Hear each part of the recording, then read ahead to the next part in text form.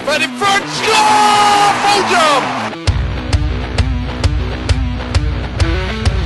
Weaver, crossing with Footsie. Fussy! Oh! That is a fantastic strike from Owen Fussy! Fussie's going to come away with it. He's got a man open at the point. That's Phillips. Fires! It's there! It's there! And the Coventry Blaze win in overtime! David Phillips! Hello everybody and welcome to the second edition of the new improved Blaze Roundtable. This week we discuss a big weekend for the Blaze with wins against Nottingham and Dundee. We talk to Paul Thompson about new defenceman Dustin Wood. We get the views of Venus and Jerramie Domish on the weekend's games. And we'll be looking ahead to the big weekend the Coventry Blaze have against Sheffield and Belfast.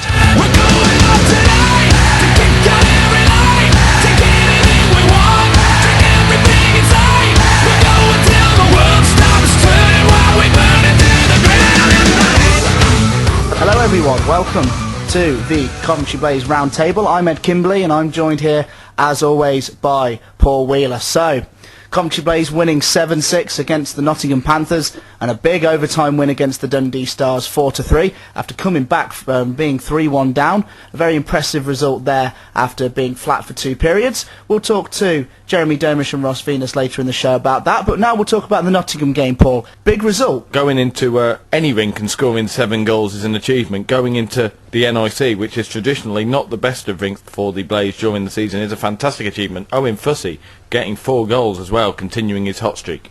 Yeah, Owen Fussy was great in both games. He had a 5-goal weekend, getting the game-tying goal in Dundee as well. Another big performance against the Nottingham Panthers. I think the whole team played really well in the second period. There's 5 unanswered goals from the Blaze. Fantastic period of hockey, and you know, some real positives can be taken from it from the Blaze. We also talked the big news on Sunday, of course. Paul Thompson putting on Twitter on Sunday morning that he was going to announce the Blaze's new defenceman signing to replace John Gordon. We, of course, have the audio of that. So here is Paul Thompson announcing Blaze's new signing, Dustin Wood, and telling us a little bit about him. Looking at the team over the last month or so, you know, I wanted a guy that is a shutdown player and a guy that can shut down top lines. I can put out in the last 30-40 seconds of a period of a game, and he can see us out, and I wanted someone with a bit more experience. He played four and a half years straight pretty much in the American League. He played in the DEL for 2 years, was going to go back to the DEL, got a big offer in Japan in the Asia League, and that's a very, very high paying league. He'd signed in the Czech Republic in the Elite League this year, but he didn't end up going over. It broke down between his agent and the club, and he was sitting there in limbo, and I didn't really think we had a chance of getting the guy, but I kept bugging the hell out of him, and you're not going to believe this. He played junior with Greg Chambers, and you know, I haven't signed him for his points. I've signed him because he's a big boy. He's 6'2". He's a left-hand shot. He's played at a very, very high level for a number of years, and I hope he's going to give us what we need at the back. It's very interesting what he says there, Paul, about Dustin Wood, and you know, you look at his statistics. He's played over 300 games in the American Hockey League. You know, you don't do that if you're not at the peak of your ability, and you know, so consistently as well. He played in the DEL for 2 years, which is, you know, one of the top leagues in the world, possibly maybe 4th behind the KHL American League, the NHL of course, and possibly the Elitserien in Sweden's up there. He even turned down an offer for the Finnish league, the top league there, the SM Liga, which also ranks well in the top 10.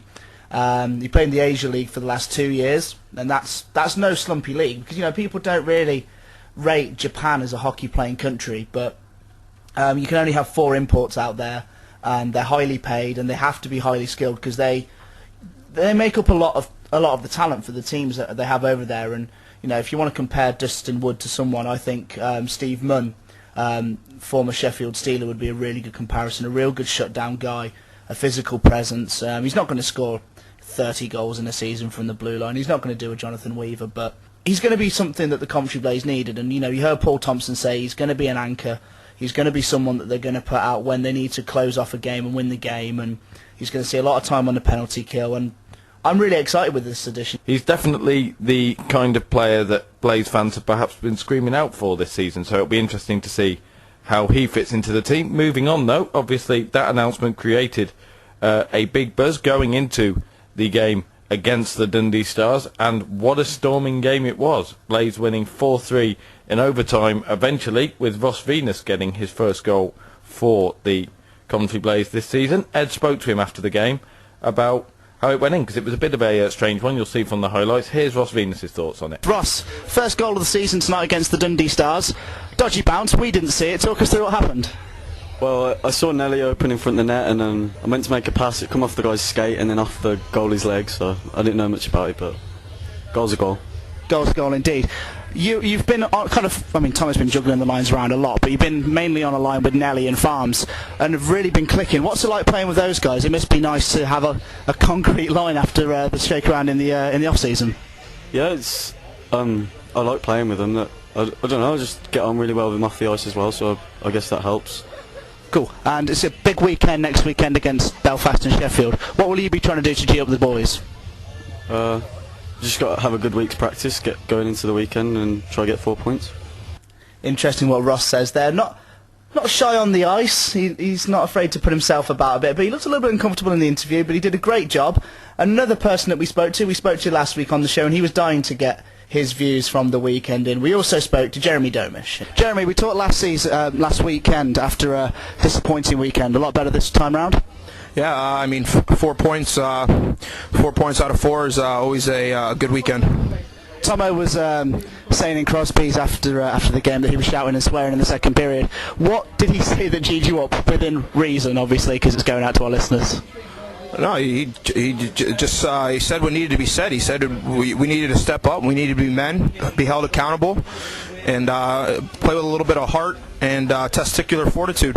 Owen Fussy has been in fantastic form recently. He's hit double figures already this season, and he had 5 goals on the weekend. Tell us what it's like playing with him in front of you. Fussy's a strong player, plays hard on the puck. He's good in the corner along the walls. He's got a good knack for finding the net. It's always a plus playing with a forward that has his talent level in front of you. We've got Belfast and Sheffield next weekend, 2 of the big teams in the league, and you've played for one of them.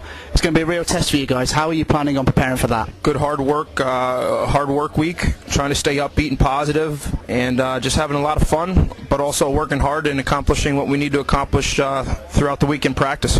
What Jeremy says leads us nicely to the weekend. You asked him with his last question how they prepare for the big weekend against Sheffield and Belfast, and both Ross Venus and Jerramie Domish saying that they just want to work hard in practice and seemingly, get the feel-good factor back around the team, because it was noticeable in the third period. The first 2 periods, the Blaze, we said, were a bit flat. There was probably a bit where Dundee went 3-1 up, but in the third period, the Sky Dome was rocking again. You could really feel the old feeling, and they need more of that against Sheffield and Belfast this weekend. They do, yeah, and it's interesting that both Ross and Domi talk about how important it is to have a lot of fun while you're playing and in training. And I think that's something that, maybe the Blaze have lacked so far, especially last weekend against the Cardiff Devils when, the team were flat and they just didn't look like they were enjoying their hockey. If you're enjoying doing what you're doing, generally, psychologically, you're going to be better at it. I know that Tomo talks about juggling his lines around against Dundee to try and find the spark. But, I mean, you looked at the line that, he played with Luke Fulgham, Mike McLean and Rob Farmer, and they really looked like they were enjoying their hockey. And then he switched it around and he had Guthrie playing with Fussy, and he rotated a couple of people on that line. And they really looked like they were enjoying their hockey. And having the right line mates and having the right mental prep because of that is really important. And against Sheffield and Belfast, we're going into the Hallam FM Arena, and that's a big ice pad. And we struggled against Nottingham in the NIC, got beat. And we lost against Sheffield, even though we looked a better team, but we still struggled on the big ice. And it's going to be interesting to see if the mental side of the Blaze game can be altered and kind of they can get the monkey off their back in a way for that game. But up against Belfast, the old enemy coming to the Sky Dome on Sunday, they are one of my picks to win the Elite League this year. Brock McBride in particular has been scoring for fun so far this season. He seemingly can't miss the net, so he'll be a player to watch when the Giants come to the Sky Dome. They've got Jeff Mason on defence as well, who we know is a very good player. It's interesting Jerramie Domish saying that he likes playing with Owen Fussy because he's the kind of player who can just find the net when he needs to, Domish saying in his interview a little earlier on. But Belfast will be coming to the Sky Dome hoping to get a win. It will be a massive game, we think. Players to watch out for them, we've said Brock McBride and Jeff Mason. Is there anybody else who I've missed particularly, Ed, do you think? Well, it's interesting because they lost two of their big names early on through injury, and John Pelly, who was the leading point scorer in the Elite League last year when he played with Cardiff, and also they lost Jeremy Rebeck at the back, big experienced defenseman for them, who is kind of almost a more talented version of Neil Martin, if you can actually fathom a more talented version of Neil Martin in the Elite League. And they're going to be big losses, but they've got Ryan Crane, who they signed as a backup, a spare import, and he's been very good since coming in. And they've also brought back George Awada, who's been out of the game for a year or so. But you know what, George knows he knows the league inside out, and we compared him to Dutwaim up in Fife, although he's possibly been playing at a lower level if he's been playing at all. He's the kind of seasoned professional that knows hockey in the UK like the back of his hand. He's just going to be able to jump into the lineup and do a really good job for them.